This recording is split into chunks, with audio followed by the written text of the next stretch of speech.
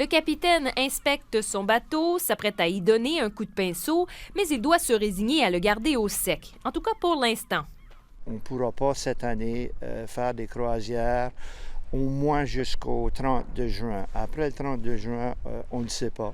En été, Ron Cormier fait monter les touristes à son bord dans la baie de Shediac. De toute évidence, c'est un travail qui le passionne. J'ai de la musique acadienne, puis tout le kit, d'hiver de vent, puis pouf! En temps normal, lui et sa femme accepteraient les réservations dès maintenant. Mais il gère plutôt des annulations. L'an passé, on a reçu à peu près 120, 125 autobus. Tout probable qu'on va en perdre un bon morceau si que les frontières ne rouvrent pas. Ça va représenter une perte. Une perte pour juin seulement qu'il estime à 70 000 $. Ron n'est pas le seul à dépendre de l'industrie touristique. Prenez ce commerçant, par exemple. Son gîte est fermé et son restaurant ne prépare plus que des commandes pour emporter. Moi, j'ai des start-up.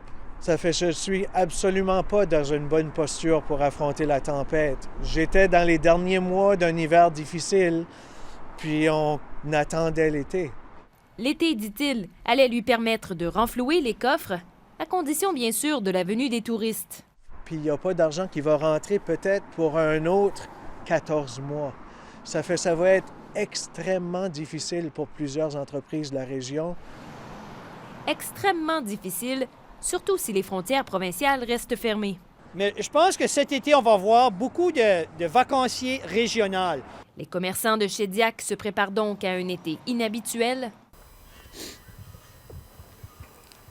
Ça me touche un petit peu, là.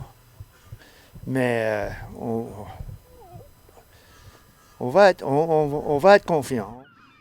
La confiance risque cependant de s'effriter si les activités ne peuvent reprendre d'ici le début de l'été. Ici Geneviève Normand, Radio-Canada, Shediac.